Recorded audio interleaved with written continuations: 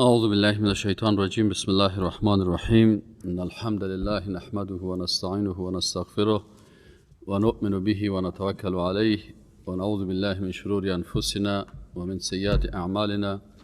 من يهده الله فلا مضل له ومن يضلل فلا هادي له، وأشهد أن لا إله إلا الله وأن محمدا رسول الله صلى الله عليه وسلم وعلى آله وصحبه أجمعين. امروز شروع میکنیم به فضل الله و به مرحمتش انشاءالله تعالی به ترجمه سوره فاتحه. اعوذ بالله من الشیطان الرجیم. اعوذ پناه میبرم بالله به الله متعال من الشیطان الرجیم، از شر شیطان رانده شده. انسان مسلمان اولین درسی که از قرآن عظیم الشان میگیره درس پناه جستن است به الله متعال. الله متعال بر ما و شما در قرآن عظیم الشان امر کرده که فاذا قرأت القرآن، وقتی که تو آغاز میکنی قرائت قرآن را، فاستعذ بالله، پس پناه به الله ببر. و انسان همیشه پناه به الله ببره. قبل از اسلام در جزیره عرب و در دیگه مناطق مردم به چیزهای مختلف پناه می بردن. یک تعداد مردم به جنها پناه می بردن، یک تعداد مردم به سنگ و چوب پناه می بردن، یک تعداد مردم به مجسمه ها پناه می بردن، یک تعداد مردم به قبرهای پیغمبران و قبرهای اشخاص نیک اولیاء الله به اینا پناه می بردن. یک تعداد مردم مثلا به مهره و به چیزهایی که از دریا می گرفتن، صدف ایگپا پناه می بردن. الله متعال به رسول الله صلی الله علیه و سلم گفت که قل بگو ای رسول الله صلی الله علیه و سلم برای مردم که اعوذ برب الناس، من خودم که پیغمبر الله هستم، من خودم پناه میبرم به رب الناس، به الله. و وقتی که من قرآن تلاوت میکنم الله برام امر کرده که فاذا قرأت القرآن فاستعذ بالله، پس پناه به الله ببر. از این خاطر وظیفه اعتقادی یک انسان پناه بردن خودش عبادت است. یکی از عبادت ها در اسلام چی است؟ عبادت های زبانی پناه بردن است. پس الله متعال میگه که امی عبادتتان خاص برای الله بکنید. از این خاطر ما و شما بگیم اعوذ، پناه میبرم بالله، به الله، من الشیطان الرجیم. در آغاز قرآن حکمت چی است که ما و شما به الله پناه میبریم؟ والله اعلم. حکمتی است که وقتی انسان قرآن شروع میکنه، شیطان وقتی انسان دید که عملش کم از ضعیف است، یک شیطان ضعیف بر زیر روان میکنه. و وقتی که انسان نیت و قصد کرد که یک کار بزرگتر بکنه، خصوصا قرآن بفهمه، معانی قرآن بفهمه، به قرآن عمل بکنه، به قرآن دعوت بکنه، باز اینجا شیطان های زیادی را سر زیر روان میکنه تا این را منحرف بسازه. و شیطان دسایسش بسیار خطرناک است، لکن یگانه راه نجات از شر شیطان پناه به الله است. پس وقتی انسان حتی وقتی که کلام الله را میخوانه، دمی لحظه که ما و شما کلام الله را هم میخوانیم شیطان وسوسه میکنه. نماز که شروع میکنیم شیطان وسوسه میکنه. بعضی اوقات شما دیده باشین عادی کشیشتی هیچ در فکرت چیز نمیاد. می نماز که آمدی همین قصه های رنگ و رنگ در فکرت میاد. سبحان الله چی حال است؟ تا بالا خمارام شیشته بودم هیچ فکری چیز در سرم نبود. می نماز که داخل شدی شیطان وساوس زیاد کرده میره. در قرآن وقتی که شروع میکنی همچنان شیطان وسوسه را زیاد میکنه تا بالاخره تو را منحرف بسازه به یک شکلی از اشکال، به یک بهانه از بهانه ها تو را منحرف بسازه چی؟ از خواندن قرآن و از فهم قرآن. از این خاطر الله متعال میگه که فاذا قرأت القرآن، وقتی که قرآن میخواندی تو در اونمون لحظه که تصمیم بسیار قوی داری و کلام الله را میخوانی، با وجود از این هم تا وقتی که پناه به الله نبری و استعاذه به الله نکنی نمیتونی حتی قرآن بخوانی. فاذا قرأت القرآن فاستعذ بالله من الشیطان الرجیم. بسم الله الرحمن الرحیم. در بسم الله الرحمن الرحیم ما اینجا به علما میگن که برای استعانت است. یعنی ما و شما میگن که بسم الله یعنی به استعانت از نام الله. و الله که الرحمن است، بسیار بخشاینده هست، الرحیم بسیار مهربان است. در قسمت الله وقتی که ما و شما به نام الله شروع میکنیم هر کار، الله اسم ذات الله هست، اسم ذاتش است. و بقیه اسما که سیر اسماء و صفات میگن. یکی اسم ذاتی هست، یکی اسم صفتی هست. اسم ذاتی که تنها برای الله اطلاق میشه و به غیر الله اطلاق نمیشه. یعنی هیچ کس نمیتونه که مثلا ما شما میتونیم اولاد خدا رحیم بگوییم یا انسان رحیم بگوییم یا عالم بگوییم، یا اسماء و صفات الله هستن که صفت الله را داره و نام الله هست. اما الله که اسم ذات الله هست، از این خاطر ای خاص بر الله هست. دیگه خصوصیت اسم الله چی است؟ که المعبود بحق. علما میگن که الله معبود به حق است. این از کجا استنباط کردن؟ به خاطر میگن که لا اله، نیست هیچ معبودی مستحق پرستش الا الله، مگر یک معبودی به حق نامش است الله. دیگه ای است که خالق است الله که آسمان ها و زمین خلق کرده. پس در روی زمین تا بال هیچ کسی پیدا نشده که ادعا بکنه که من خلق کننده آسمان هستم یا زمین هستم. حتی همون کسانی که انکار میکنن میگن که تصادفی پیدا شده. خب نظریه تصادف از اونا را رد میکنه خود علما که هیچ چیز تصادفی در دنیا نیست. شما مثلا همین کامپیوتر در پیشی میز ما ماندگی است، یک آدم بسیار بزرگ بیاید و بگه که اینمی کامپیوتر تو با اینمی کتاب‌های تو با این برنامه‌اش کلش تصادفی است، دیر سکوچی لوده انسان است. کامپیوتر کجاش تصادفی است؟ ما این قرآن نوشته کردیم، ترجمه آیات نوشته کردیم، کلش تصادف است؟ هیچ چیز تصادف نیست. پس الله معبود به حق است، معبودی که خالق آسمان ها و زمین است و خالق تمام کائنات است. خب دیگه الله که است یک خصوصیت دیگه داره که الله متعال به اساس رحمت خود در لفظ الله تمامی صفات خود گنجانیده.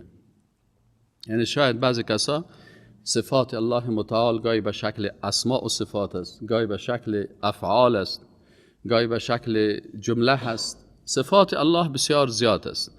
الله رسول الله صلی الله علیه و سلم وقتی که دعا میکرد باز میگفت که اسألک بكل اسم هو لك سمیت به نفسک او علمت به احدا من خلقک. نامهای الله بسیار زیاد است، اسماء و صفات الله بسیار زیاد است. بعضی بنده های خود تعلیم داده، بعضی پیغمبران، ملائکه، او انزلته فی کتاب. بعضی از نامها هست که الله او را در کتابش ذکر کرده، در احادیث رسول الله صلی الله علیه و آله بیان شده هست. او استأثرت به فی علم الغیب عندك. بعضی از نامهای الله هست که او را الله در علم غیب خود را چی کرده؟ پیش خود حفظ کرده. اینال تمام از این اسماء و صفات الله را و تمام صفات الله را ما درک کردن نمیتونیم. بعضش مربوط به علم غیب الله هست. این 99 تا او نام ها و صفات الله هست که در قرآن ذکر شده. اما 99 تنها نامهای الله نیست. بعضی از نامهای الله هست که با یکی از بنده های خود به ملائکه به پیغمبرای قبلی گفته. بعضی نامهای الله هست که مثلا در سایر کتاب ها بوده. بعضی از نامهای الله هست که در علم غیب الله محفوظ است. این رسول الله صلی الله علیه و قسم اسماء الله را و صفات الله را، اسماء و صفات الله را بیان میکنه. پس وقتی که اسماء و صفات الله به این شکل است، آلی یک انسان مسلمان میخواد که تمام الله را با تمام صفاتش یاد بکنه. چی میگه؟ الله. وقتی که الله را میگی به معنای نامی که تمام صفات الله دو چی شده؟ جمع شده هست. به این خاطر چقدر ارزش داره. از این خاطر کسایی که عقیده درست دارن و عقیده را درست میفهمن و میخوان که الله را با تمام اسما و صفاتش یاد کنن، حتی این نام هایی که مردم جور کرده این نام ها را هیچ وقت ذکر نمیکنه. خدا نمیگه. اگه تو 10,000 مرتبه خدا بگویی به اندازه یک مرتبه الله گفتن نیست. اگر که چیره مثلا لزر وروی چه ای تختن تعالی، ای تختن، ای خدایا، یا ورد الله چه یا ورد الله وای داد طولونه زیاد ده. بدی که ده الله طول صفاتونه را طول سوی. اینال دیگه چی هست؟ دیگه الله نام ذات است که حاجت های مخلوق روا میکنه. یکی از خصوصیاتش است. پس حاجت روا و مشکل کشای مؤمنای قرآن شناس کی هست؟ الله هست. از این خاطر ما شروع میکنیم هر کار بسم الله، به نام الله. مثلا وقتی که خواب میکنیم بسم الله میگیم، یعنی بسم الله انامو. وقتی که غذا میخوریم بسم الله اکلو، بسم الله اشربو، بسم الله، کلش به نام الله هست. چرا؟ حاجات ما را و مشکلات ما را و کلش برآورده که میسازه الله هست. دیگه از خصوصیت های لفظ الله چی هست؟ میگن که الله خالق است که عبادتش بجز از طریقی پیغمبرانش فهمیده نمیشه. یعنی به خاطر عبادت خود پیغمبران را فرستاده. پس الله عبادتش وقت میشه که از طریق پیغمبراش باشه. از این خاطر اگر کسی یک عبادت را میکنه که از طریق پیغمبرا او ثابت نباشه، او عبادت نیست، او را عبادت میگه، بدعت میگن. و بدعت چی است؟ و رسول الله صلی الله علیه و آله که کل بدعت ضلاله، تمام بدعت ها چی هست؟ گمراهی است. کل بدعت ضلاله. خب بسم الله الرحمن الرحمن الرحیم. الرحمن و الرحیم، وقتی که الرحمن میگیم الله متعال، علما میگن که الرحمن به وزن فعلان است و وقتی که یک اسم به وزن فعلان آمده هست ای به معنای بسیار وسعت است. یعنی وسیع الرحمه، شروع میکنم کار خود را، امور زندگی خود را به نام الله شروع میکنم. او تو الله، او ذاتی که الرحمن وسیع هست، نعمتهاش بالای تمام بشریت، بالای تمام مخلوقات، بالای تمام عالمیان. نعمتهای از چی هست؟ وسعت داره، وسیع هست. حتی دشمن خود، شما بعضی اوقات سعی کنین الله به اساس صفت الرحمن خود برای دشمن خود بهترین نعمتها را میده. یک کافر را ببینی یک موتر بسیار لوکس داره، یک مسلمان را سعی کنین پای پیاده روان است. بر از اون نعمتهای خود به اساس رحمت خود میده تا که اونمو غافل متوجه شود. بهترین زندگی رو برش میده، میشه که بسیار متوجه شود. بعضی اوقات اینقدر عقل برش میده الله متعال که سعی کنی که کافر از چی دلایل را میگه. الله متعال برش این نعمت عقل داده، میشه که از این عقل خود چی کنه؟ استفاده مثبت بکنه. اما بعضی اوقات چی میشه که این عقل که این باید هدایت بکنه، از رحمت الله استفاده بکنه، از این عقل ای به گمراهی استفاده میکنه، منفی استفاده میکنه، گمراه میشه، کافر میشه.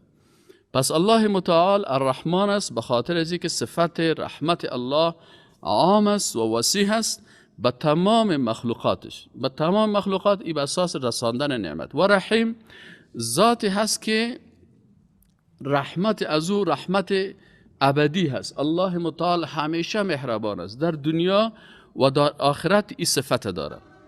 خیلی فرق الرحمن الرحیم چی است؟ علما میگن فرقشان به حساب ارتباطش به مخلوق است. یعنی صفت الرحمن الله که است این عام شامل است، به مؤمن و کافر شامل است، به کلگی. و صفت رحیم الله که است باز این خاص است برای مؤمنا، هم در دنیا و هم در آخرت. یعنی هر دو صفت از رحمت الله گرفته شده. بین ازیا ما زیادت و کمی نمیکنیم، صفات الله کلش کامل است. پس فرقش چی است؟ صفت رحمان و رحیم فرقش نظر به چی است؟ نظر به اختلاف ازی. این فرق بین صفت الرحمن و الرحیم چی هست؟ نظر به ارتباط از اینا به مخلوق است. الرحمن ارتباطش به تمام مخلوقات است، والله اعلم، به تمام مخلوقات است. یعنی نعمت خدا برای هر کس میده، برای مؤمن، برای کافر، به یهود، به نصارا، به گبر، به ای کریمی که از خزانه غیب گبر و ترسا وظیفه خور داریم. از این خزانه غیب الهی برای کلگی دروازهش باز است. چرا؟ الله رحمان است، تمام نعمتهای خدا به کلش میده. و الرحیم که است باز صفت رحمت الله در اینجا باز به مخلوقات، به کدام مخلوقات تعلق میگیره؟ به مخلوقات تعلق میگیره که اونا باز به الله ایمان داشته باشن. پس الله متعال باز بر از اونا رحمت خدا میده. از این خاطر در قرآن میگه و کان بالمؤمنین رحیما. الله متعال رحیم است برای کی؟ به مؤمنان. خب پس ما و شما بسم الله الرحمن الرحیم چه قسم ترجمه میکنیم؟ میگین ما تمام امور زندگی خدا آغاز میکنم به نام الله. او اللهی که خالق مخلوقات است، روزی دهنده مخلوقات است، و او خالقی که تمام صفات از او در این نام گذاشته شده. یا خالقی که تو تمام صفات در این نام هست و تو الرحمن هستی و نعمتهایت به شکل وسیع و بی نهایت به تمام مخلوقات میتی. و این نعمتها همیشه چی میشه؟ تجدید شده میره، روز به روز زیاد شده میره.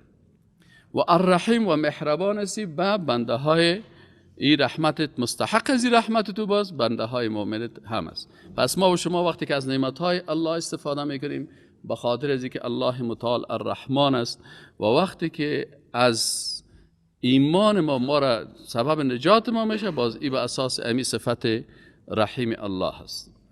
الحمدلله رب العالمین. اینجا الف لام که است میگه ایش برای جنس است، یعنی جنس حمد مطلقا، حمد که مطلق است و حمد که یک عبادت است. فکرتان باشه خود حمد یک عبادت زبانی است. وقتی ما و شما نام الله را یاد میکنیم، حمد میکنیم، الله را حمد میگیم، این چی است؟ امی خود حمد یک عبادت است از عبادات زبانی. پس الحمد لله وقتی که میگیم جنس حمد مطلقا، حمد که مخصوص چی است؟ حمد که عبادت است لله، ای خاص است برای الله متعال. حمد که تمام امور شامل میشه، تمامی محامد و تمامی صفات عالی که است چی هست؟ لله، خاص برای الله است. پس حمد که عبادت است به غیر الله گفته نمیشه. این الحمد، حمد که عبادت است و در او تمام محامد گنجانیده شده و هست لله، خاص برای الله هست که الله رب العالمین، که رب عالمیان است. رب العالمین است یعنی پروردگار عالمیان است. و رب علما چه قسم تعریف میکنن؟ میگه رب خلق کننده، رب ذات روزی دهنده، رب ذات شفا دهنده، رب ذات زنده کننده، رب ذات میراننده. پس اگر یک انسان مسلمان معنای رب بفهمه، خلق کننده ما الله است، پس هیچ وقت به مخلوق مراجعه نمیکنه برای ما بچه و دختر بدی. اگر معنای رب بفهمه که شفا دهنده الله است، هیچ وقت به مخلوق مراجعه نمیکنه که برای ما شفا بدی. پس ربوبیت الله تعلق میگیره به افعال الله. پس در اینجا توحید زبانی که حمد بود بیان شد. درس اول از الحمد، درس توحید زبانی که حمد است این مخصوص الله است. ما و شما باید از هر آیت قرآن درس بگیریم. درس دوم از کلمه الله گرفتیم که الله نام از نام الله هست که در این تمام صفات الله گنجانیده شده است. بناهن اگر من میخوایم الله را با تمام صفاتش یاد بکنم، کدام نام الله را بگیرم؟ الله، همین اسم یاد میکنم. رب العالمین درس سوم بگیریم که در توحید ربوبیت است. ما شما دیروز گفتیم که القرآن كله فی التوحید، قرآن تمامش در چی است؟ در توحید است. ببینید یک توحید براتون بیان میکنم. رب العالمین توحید ربوبیت الله است. توحید ربوبیت چی معنی؟ یعنی توحید افعال الله. افعال الله چی است؟ خلق کردن است. پس الله خلق کننده است. حمد و ثنا و صفات است. چه قسم ترجمهش میکنیم؟ میگیم حمد و ثنا و صفات است به الله. او الله او ذاتی که خلق کننده ما هست، رب العالمین است، خلق کننده تمام عالمیان است. مایعات، جامدات، غازات، کل از اینا، انسانها، جنیات، عالم الحیوان و عالم النبات و عالم الانس و عالم الجن، یا کل از اینا شامل میشن به چی؟ عالم الانس میگن عالم انسانها، و عالم الجن عالم جنیات، و عالم النبات نباتات، و عالم مثلا حیوانات و حیوانات، و عالم الدواب چیزایی که جنبنده ها هستن. پس الله متعال رب العالمین است. من حمد میگم الله را، او ذاتی که وقتی که رب العالمین است. ما و شما دیروز یک قاعده را گفتیم که در نظر خود میگیریم که وقتی قرآن میخوانیم مثل که قرآن بالای ما چی شده؟ نازل شده. خطاب میکنه برای کی؟ برای ما. یعنی الله متعال برای ما میگه که او بنده ما، وقتی که قرآن شروع کردی اول اعوذ بالله من الشیطان الرجیم بگو، به ما پناه باید ببری. اگر میخوایی که مسلمان قرآنی باشی، مطابق قرآن و سنت عمل بکنی، پناه جستن به غیر الله را از زندگیت ترک کن. به پیغمبر پناه نبر، پیغمبر مخلوق است. به ملائکه پناه نبر، مخلوق است. به جن پناه نبر، مخلوق است. به درخت پناه نبر، مخلوق است. به قبر پناه نبر، مخلوق است. متوجه هستی؟ اولین درس الله بر ما داد که فاذا قرأت القرآن، وقتی که قرآن خواندی باید اول به الله پناه ببری. چرا از خطرناکترین دشمن ما که چی است؟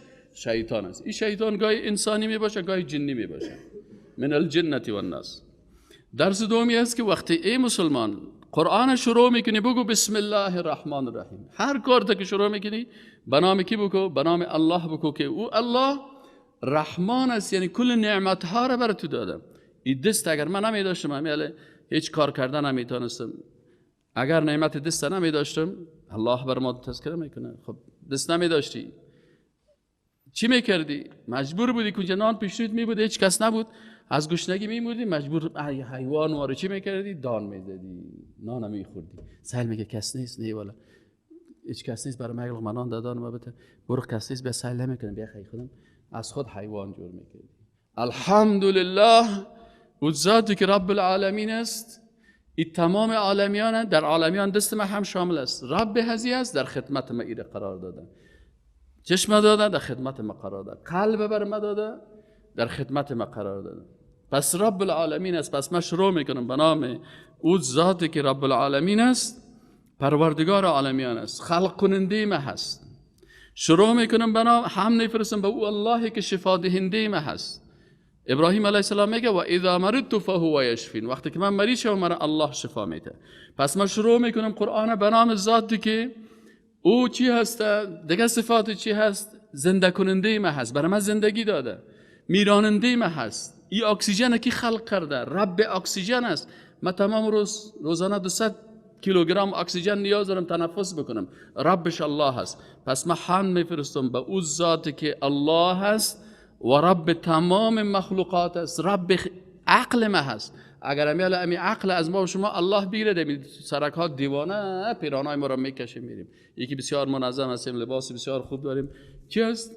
این حمد است به او ذاتی که برای ما عقل دادن، به او ذاتی که مرا خلق کرد، اعضای بدن مرا خلق کرد، مرا محتاج کس نساخت. این قسم از این درس میگیریم که رب العالمین کیست؟ او ذاتی که خلق کننده هست، روزی دهنده هست، شفا دهنده است و این کلش ربوبیت الله است. پس اینجا الله متعال توحید ربوبیت بیان میکنه. الرحمن الرحیم باز ذکر میکنه الرحمن الرحیم. بعضی از مفسرین کرام میگن اونجا گفت بسم الله الرحمن الرحیم، برای شما میگه که او مردم شما که قرآن میخوانین سعی کنین الله متعال با وجود از که تمام نعمت ها را بر تو داده شروع میکنی به نام رحمان الرحیم. به نام رحمان الرحیم شروع میکنم. چرا؟ حکمت چی است؟ حکمتی است که الله بر ما میگه که او بنده من ولو که هر قدر گناه کردی، ولو که هر قدر اشتباه کردی، ولو که هر قدر غلطی کردی، ولو که مستحق دوزخ هستی، ولو که خودت میفهمی که اگر محاسبه شوی در تاترین جای دوزخ جایت است، خودت میفهمی گناهایت، خودت میفهمی اشتباهات، لکن لا تقنطوا من رحمت الله، از رحمت الله ناامید نباش. شروع کو، رجوع کو به الله. با چی؟ با بسم الله الرحمن الرحیم و بگو الحمد لله رب العالمین. باز پس بیا که امو رب العالمینی که تمام این نعمت ها را بر تو داده، به اساس چی داده؟ به اساس ازی که الرحمن الرحیم است. الله رحمان و الرحیم است. پس وقتی که الله الرحمن الرحیم است هیچ وقت متاثر نشو، شکرش بکن. امی که میگه الحمد لله رب العالمین بر تو کل نعمت ها را داد، شکر از این نعمت ها با چی میشه؟ وقتی که میگه الحمد لله رب العالمین. وقتی که گفتیم الحمد لله رب العالمین نتیجه چی میشه؟ باز رحمت الله بر ما چی میشه؟ نصیب ما میشه. اما از صفت رحمانیت الله نصیب ما میشه که نعمت های خود الله بر ما زیاد میکنه و هم صفت رحیم الله به ما تعلق میگیره و چی است که با سعادت دنیا و آخرت بر ما نصیب میکنه.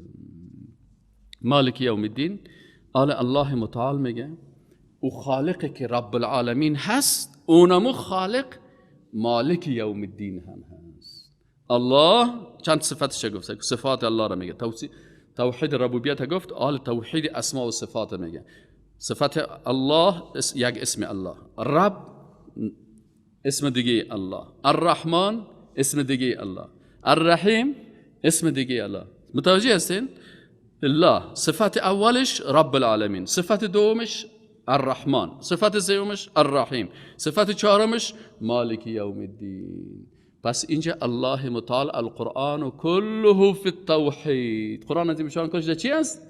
توحید است، وحدانیت الله را بر تو بیان میکنه. توحید ربوبیت بیان کرد، توحید زبانی را در الحمد بیان کرد، توحید اسما و صفات در چی بیان میکنه؟ آل در رب العالمین الرحمن الرحیم مالک یوم الدین. پس او خالقی که رب العالمین است، اونمو خالق مالک یوم الدین هم است. مالک روز، مالک صاحب میگن. امی کسایی که خدا میگن، امی کلمه مالک ترجمه کرده. خدا ترجمه چی است؟ کلمه مالک است. الله را ترجمه نکردن. فهمیدی یعنی؟ پس همیشه یا مالک میگن، الله را ترجمه نتانستن. پس الله متعال صاحب روز قیامت هم هست. او اللهی که رب العالمین است، صفتتان باشه که فکرتان باشه که مالک یوم الدین هم است، یعنی صاحب روز آخرت هم است. یوم الدین، یوم الدین ای یوم القیامه. الله متعال یوم الدین چی هسته؟ یوم الدین ای یوم القیامه، یعنی الحساب والمجازات بالاعمال، یوم یدان الناس بالحساب. اینو چرا یوم الدین میگن؟ یعنی روزی که انسان ها محاسبه میشن با چی خود؟ با اونمو اعمال خود، با اعتقادات خود. پس الله مالک از این روز است، مالک یوم الدین. الله متعال اینجا مالک یوم الدین گفت، حکمتش چی هست؟ والله اعلم. حکمتش چی است که در دنیا مالکیت بعضی اوقات برای بعضی انسان ها به شکل مجازی داده شده است. در دنیا مالکیت مجازی وجود داره. از این خاطر بعضی انسان ها هم مالک بعضی چیزا هست. من مالک اینی لباس خود هستم، مالک مجازی ازی هستم، حقیقتا مالک ازی الله هست. اما در روز قیامت هیچ مالکیتی وجود نداره.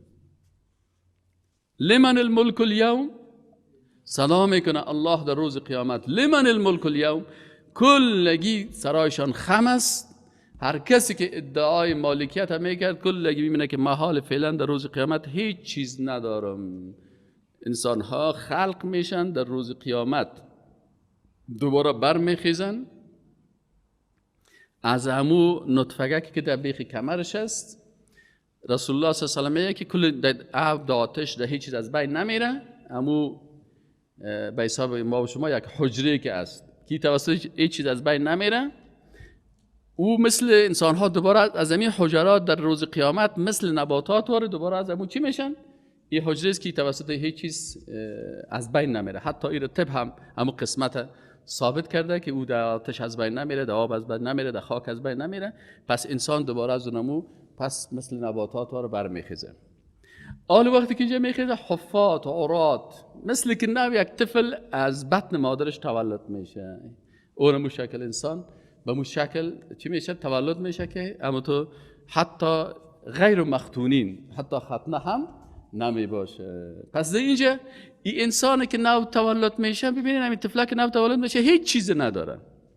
و انسان هم که در روز آخرت وقتی که دوباره حشر میشه هیچ چیز نداره. مالک همه چیز کی است؟ رب العالمین هست. و دیگه کاری که هست، حالا فعلا بعضی کسا شاید بگه که مثلا بعضی چیزا ما ایگه پا داریم، والا مثلا این قسم در آفتاب معلومات دارم، این قسم در محتاب دارم، در فلان جا. این نظام هم از بین میره. این زمین هم دیگه زمین میشه. الارض غیر الارض در قرآن میگه. و این کل از اینا از بین میره. پس انسان به می حالت خود چی میشه؟ مالک از این روز کی است؟ الله هست، مالک یوم الدین. یوم الدین یعنی روز دین است. روز چی هست؟ روز دیندارها هست. این روز چی هست؟ روز دیندار هست. و در اینجا بیدینا سر کلشان خم می باشه. آله در سوره فاتحه یک درس است که وقتی انسان مسلمان در مقابل خالق متعال استاد میشه، شما یک عرض دارین، شما یک طلب دارین، یک عریضه دارین. در اول عریضه چی میکنی؟ صفات کسی را که برش نیاز داری برش میگی. برای الله اول میگه که یا الله من حمد و ثنا و صفت میفرستم، تو رب العالمین هستی، تو الرحمن هستی، الرحیم هستی، مالک یوم الدین هستی. وقتی که صفات الله رو گفتی، عالمیه در فقره دومش موضوع دوم چی برای الله بیان میکنی؟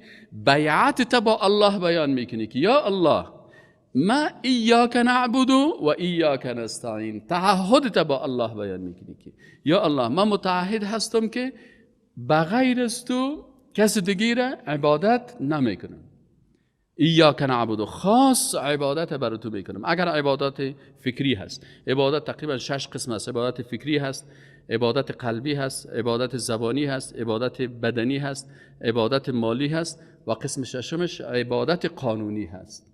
پس بر الله میگی که من تعهد میکنم که تمام عبادت های خدا، اقسام عبادت ایاک خاص برای تو انجام میدم. و ایاک نستعین، و فقط از تو کمک میخوایم. و ایاک و فقط از تو نستعین و کمک میخوایم. حالا وقتی که ایره گفتی، اول حمد الله را گفتی، اسماء و صفاتش را ذکر کردی، باز آمدی سر توحید عبادت، توحید ربوبیت گفتی، رب العالمین. صحیح نه؟ الله اتر رب است که هم مالک دنیا هست، رب العالمین هست، هم مالک آخرت است. فهمید یعنی؟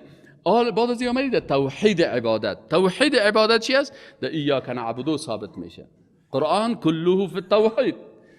توحید عبادت میاد. در توحید عبادت چی است؟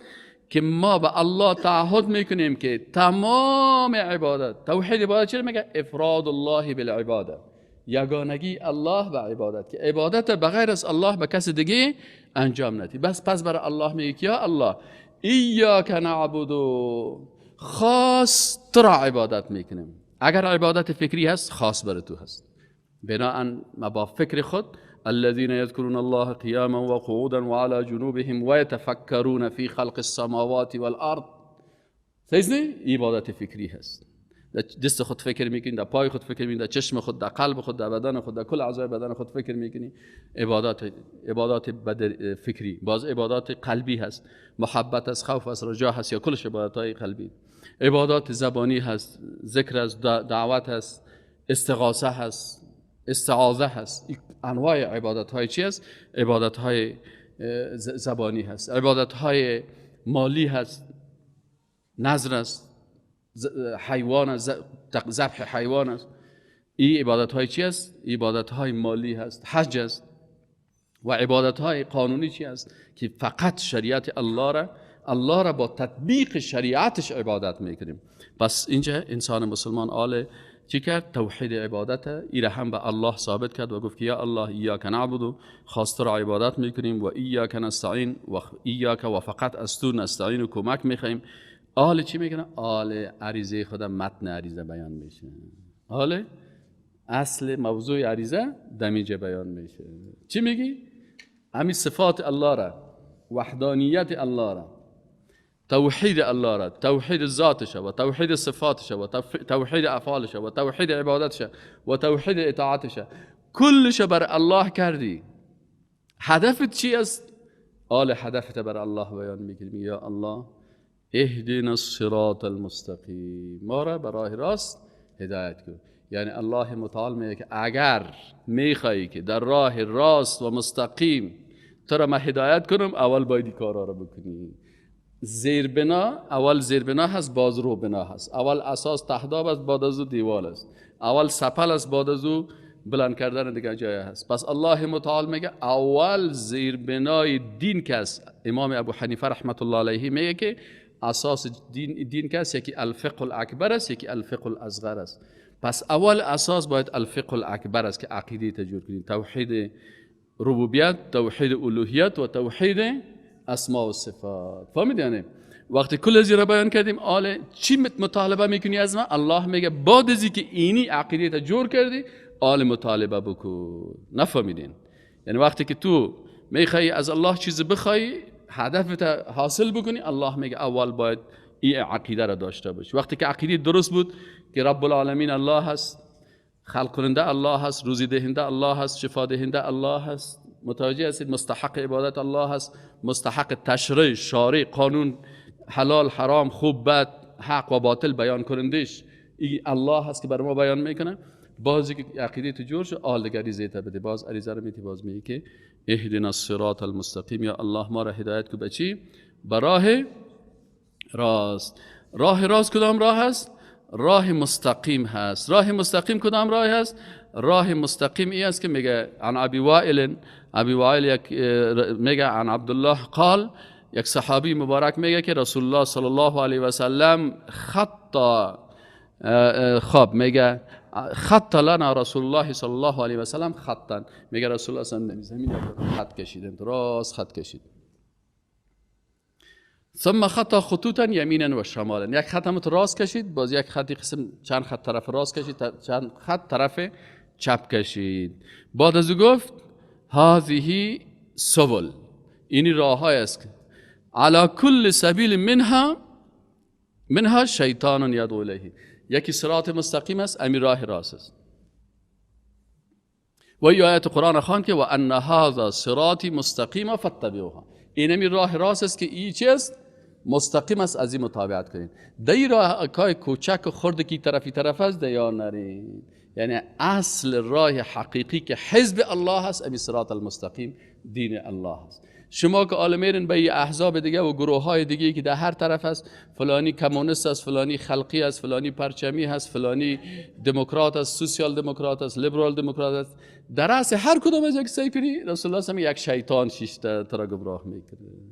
بس از این چیزها، از این خطها چی کو دوری بکن. از این خاطر الله متعال میگه که اگر عقیده تا جور کردی، چرا مردم به این خطهای دیگه میرن؟ به خاطر از اینکه عقیدهشان جور نیست. اگر عقیده تا جور کردی، از باز از الله مطالبه میکنی که اهدنا الصراط المستقیم، یا الله مرا هدایت کو به می راه راست. هدایت یکی سه قسم هدایت است.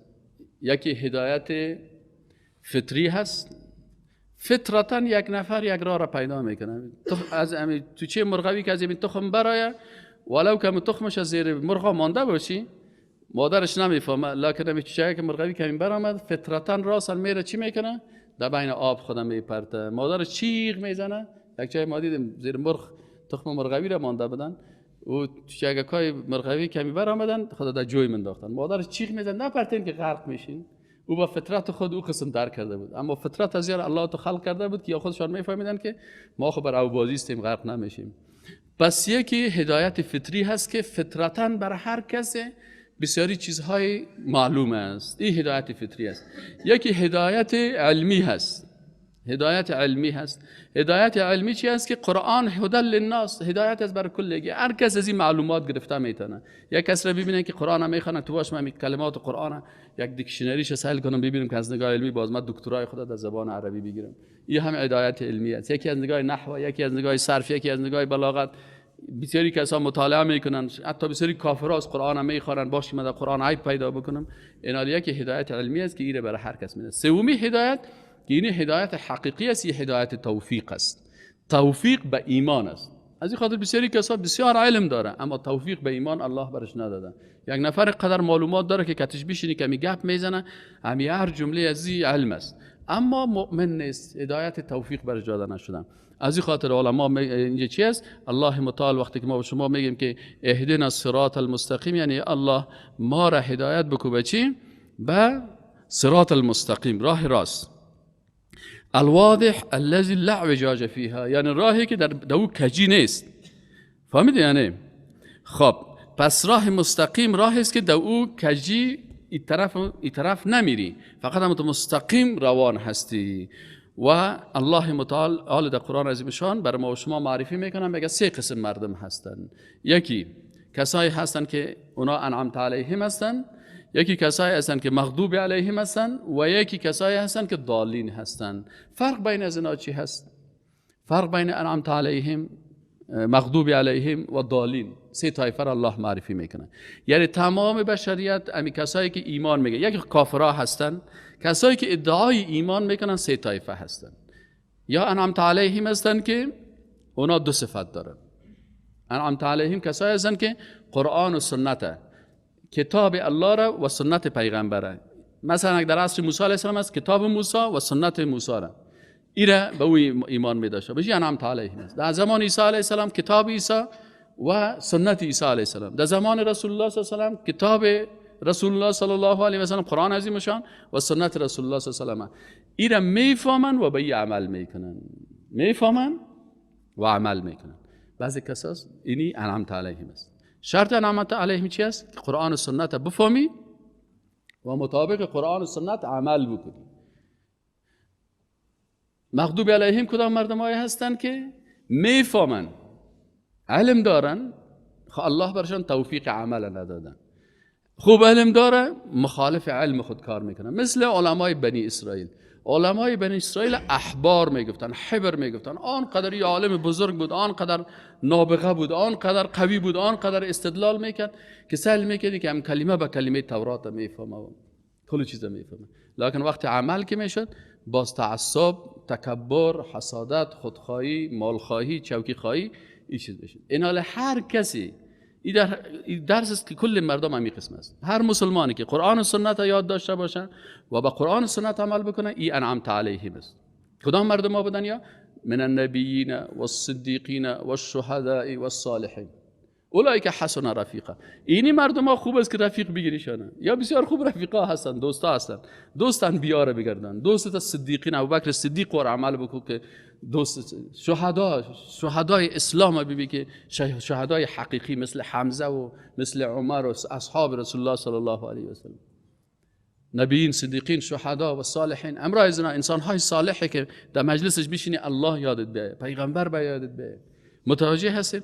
اینا. قسم دومش مغضوب علیهم هستن، کسایی که بالاشان غضب الله نازل شده. غضب الله سر کی نازل میشه؟ سر کسی که قرآن و سنت میفهمه، ضد قرآن و سنت عمل میکنه. مثل علمای یهود داره، خود مثل عالم یهود جور میکنه. قرآن میفهمه، سنت میفهمه، باز وقتی که منفعتش آمد باز میگن اگه این گپ بگیم خب باز منفعت نیست. تا دیروز تو میگفتم، امروز تو میگم، با سوایی قسم میگم، در مجلس فلانی تو میگم، در این مجلس که شیشتم تو میگم، در مجلس دیگه چی نه تو میگم. چرا؟ یک قرآن سه دفعه سه قسم تو تفسیر کردی. قرآن خو یک تفسیر، قل هو الله احد، الله ذات یگانه هست. تو چرا این قسم کردی پیش از یک قسم میگه، پیش از یک پیش دیگه قسم؟ این به خاطر ازی که اینا مغضوب علیهم است، الله مطال میکنه، بالا از اینا غضب الله نازل شده. قسم سومش است دالین هست. دالین کدام مردمایی هستن؟ که اونا قرآن و سنت کتاب پیغمبر نمیفهمه، از دل خود عمل کرده میره. باز این چی میشه؟ دال گفته میشه. دال کی است؟ بدعتکار است. کل بدعت ضلاله. بعضی پیروای عیسی علیه السلام خدا میگفتن والا ما بسیار عیسی علیه السلام خوش دارم، به عیسی علیه السلام احترام میکنم. خب عیسی علیه السلام در کتاب خود چی گفته؟ ولو کتابش تابال ندیدیم. باز کدی کتابش؟ نه والا باز نکردیم. در کجا هست؟ ولو کتابش پیش ازمون کلان ما در کلیسا هست، خب ما خود ما ندیدیم. خیلی از چی عمل میکنی؟ والا از دل خود عمل میکنم. چیز دوستید؟ والا همین عیسی را قد دوست دارم، یک قصه شنیدیم مطابق همین قصه عمل میکنم. او قصه چی است؟ که عیسی بچه خداست. اوه ماشاءالله، همین قسم چیز کردی؟ این الله متعال میگه که دال هست، کتاب الله را و سنت پیغمبر خدا نمیفهمن. انسان‌های مسلمان هم که امت رسول الله صلی الله علیه و آله یا انعمت علیهم میباشن، یا مغضوب علیهم میباشن، یا ضالین میباشن.